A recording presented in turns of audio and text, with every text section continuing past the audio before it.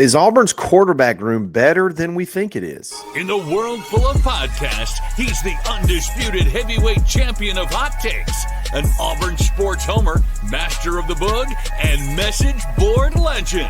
Get your buttons buttoned and your hats flattened because the Top Button Podcast is about to kick off, and you don't want to miss your courtside seat. Now, here's your host, Charlie Five. What's up? We're back. It's another episode of the Top Button Podcast. I'm your host, Kyle Rush, a.k.a. Charlie Five, and we are ready to get after it. After the doom and gloom over the past several days talking about recruiting, I find an article that can only be explained as a God thing, okay? There's no news we needed more than this right now. We're going to talk about quarterback rankings up from a very interesting perspective. Our quarterback room as a whole, could it be better than we even think it's going to be? Guys, we needed this. We needed this bad, and we're going to dive into it in just a second. But before we get started, we need a quick shout out to Roback.com. Need to give a quick shout out to Roback.com. I have no idea what I just said. Use coupon code BUTTON20 to take 20% off your order. Hoodies, polos, shorts, swimsuits, doesn't matter. They got it all, and you can save big by taking 20% off every single order from now until the end of this coupon code, till it expires. Hopefully that's never, because I love their stuff. So check them out. It's roback.com. We've been pounded in the face with bad news. We've been kicked while we're already on the ground with more bad news. We could not have needed this more right now. This article, this list actually came out in May, and somehow I missed it. Why? Like I said, I think it's a God thing.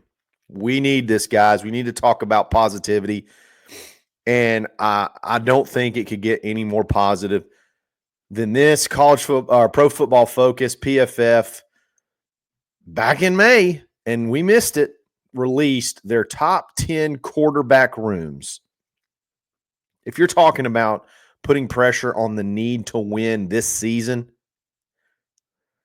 and have to have the pieces in place to win this season, to help recruiting, to help continue this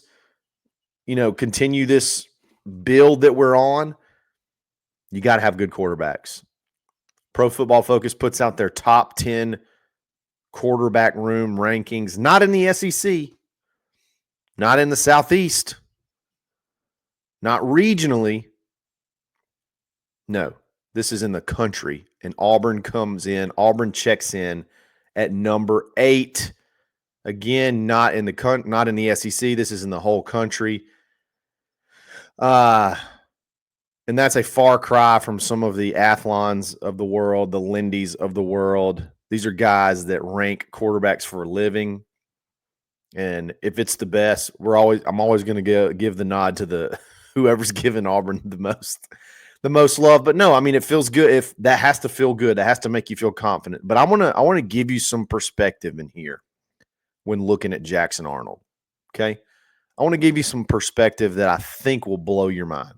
All right, I'm going to read this to you. Jackson Arnold will be the starter for Auburn after transferring from Oklahoma. While the former 5-star only posted a 63.2 PFF grade as a sophomore, he also dealt with one of the worst supporting casts in college football. Listen to this. The Sooners had the second worst receiving grade in the nation and were just 103rd in offensive line grade, particularly pass blocking. Okay, let's go to that first piece. Second worst receiving grade in the whole country. So I want to challenge you. I want you to think about one of the worst wide receiver rooms that you can remember at Auburn. Think about it. It doesn't take long. It shouldn't take long. I think that the vast majority of us would agree that you can't say ever because PFF is only ranked back to 2013. So let's say since 2013. I think everybody would point to the first year here for Hugh. back in 2023. That's when you brought in a bunch of the transfers, the Shane Hooks class, and there was a lot of complaints about wide receiver play. There's a lot of complaints about how poorly they played. And you would be right that they graded very badly. But with Oklahoma being the next to the last, which they only rank 134 teams, Auburn, that wide receiver room was 118th. So Oklahoma's wide receiver room last year was worse pretty substantially than even the wide receiver room at Auburn of 2 years ago. I tell you what, just imagine that room. That's who Jackson Arnold had last year. After injuries, that's how bad that wide receiver room performed last year. Think about that. And then now he's stepping into PFF's, depending on which one you look at, a top 5 wide receiver room, upcoming wide receiver room in the country. Now, they got to go do it on the field, but look at the contrast. That blew my mind because I was thinking for sure if Oklahoma's wide receiver room was next to last, that Auburn one had to be dead last. No, it's not. It's actually substantially ahead by, close to 20 spots. This one will really blow your mind, okay? The offensive line for Oklahoma last year were 103rd, okay? 103rd, and I actually even filtered it even more to just pass blocking because to me that says a lot more about how – that depends a lot more on how the quarterback plays than run blocking or just overall grade. So we'll just look at pass blocking. Oklahoma was 103rd or worse in pass blocking last year. Can you think of a bad offensive line at Auburn? Just think of one. Ones that come to mind, I think that first one we had under Hugh Freeze was pretty bad. Both of the ones under Harsin were not good. Every offensive line that Bo played for, it felt like he was running for his life. In 2018, that offensive line, Stidham got sacked a good bit. You can go back to I know 2017 ended up being great, but you had 7 sacks in one game or something like that against Clemson. Seems like Auburn's always had a little bit of an issue pass blocking over the last, 10 plus years. Auburn has never had an offensive line grade worse than that Oklahoma offensive line last year. Not a single one. How does that make you feel?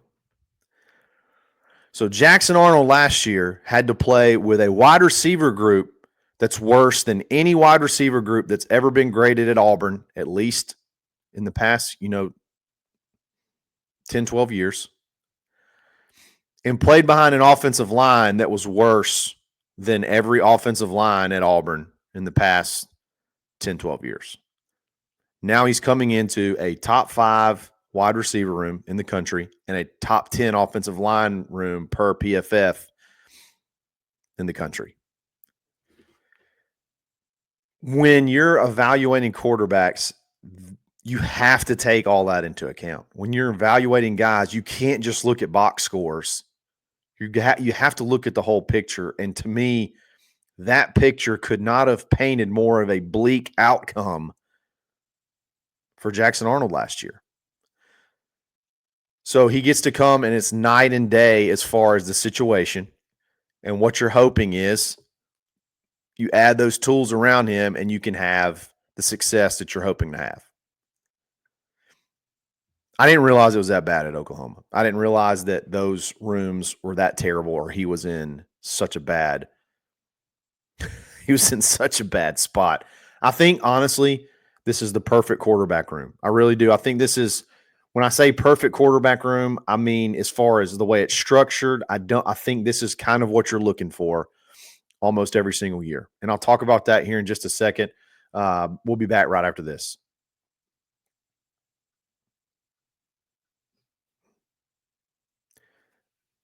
It's grading rooms as a whole, okay? It's grading quarterback rooms as a whole.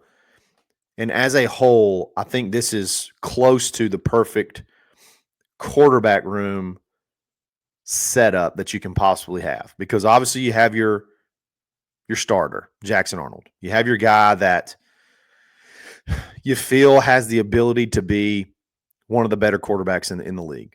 So that's number one. You've checked that box. In the world of NIL, in the world of the portal, having a capable backup, to me, is of the utmost importance. And it should be of the utmost premium. It's just hard to find because nobody wants to sit and wait. The odds that you're going to get somebody that's only a 1-year separation, the odds that you're going to get somebody that's kind of proven, but even older, maybe only has 1 year left with the understanding that, hey, I'm coming in to be the backup. The odds of that are very, very slim. Okay. But Auburn goes out and gets Hugh. They go out and get Ashton Daniels, who, if you put any stock into PFF, had a very similar overall grade last year as Peyton Thorne. Now, if I told you Peyton Thorne was the backup, you'd probably be extremely confident. Okay, if something were to happen, I know we can do something with Peyton Thorne. Okay? But just swap that out with Ashton Daniel, a guy that performed a kind of on the level or whatever as Peyton last year. And I know they grade different things. So, like, maybe Peyton was a little bit of a better passer. Ashton is a much better runner. Their grades could be different on certain things. Like, they could be higher on things than others. And some of the things that one of them's higher than the other could benefit this offense more. So I understand all that. But just by and large, if you're just looking at the grade as a whole across the board, your backup is basically at the level, a really athletic Peyton Thorne. A supremely athletic Peyton Thorne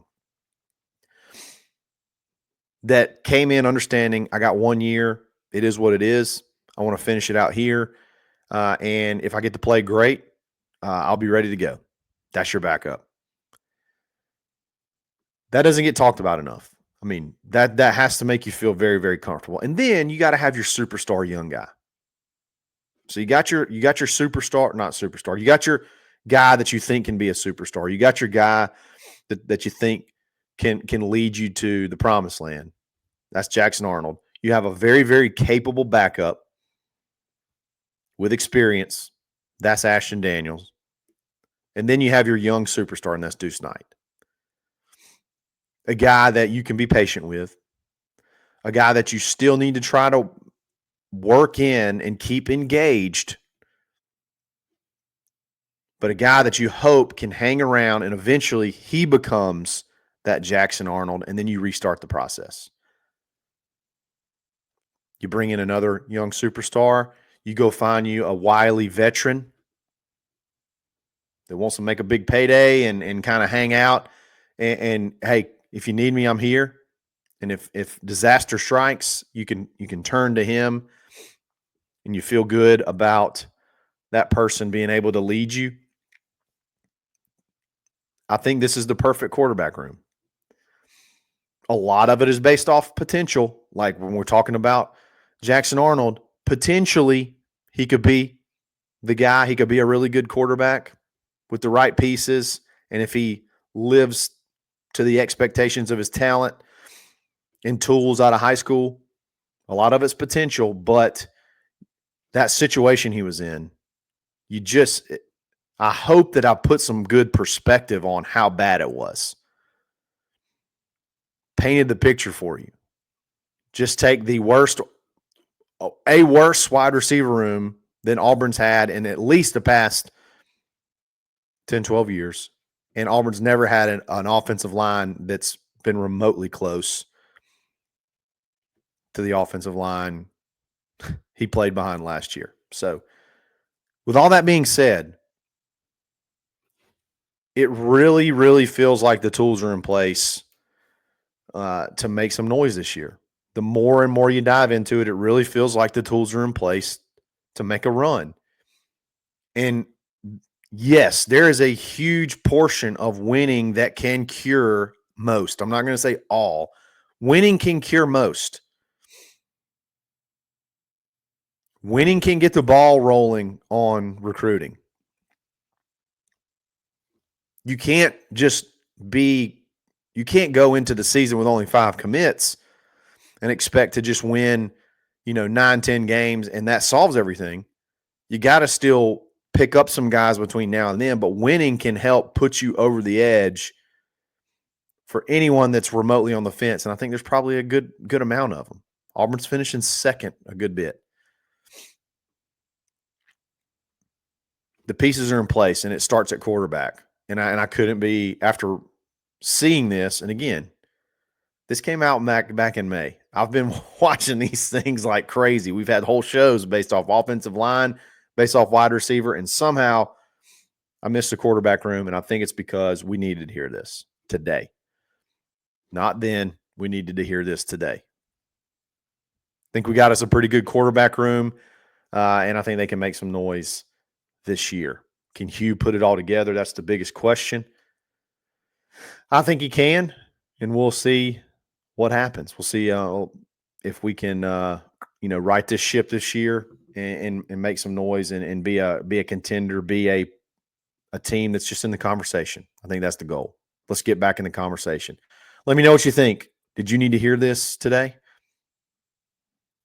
I know people have been kind of banging on me because I've been more of a glass half full type guy. I still think I am. I still think I even talked about the negativity with a glass half full mentality. But hey, it's just been a string of bad news, and I think we needed a little spark. So hopefully y'all enjoyed this. Let me know what you think in the comments. We're going to keep it going, man. We're going to be back again soon, back again tomorrow, and every day this week. It's another episode of the Top Button Podcast. Stay buttoned.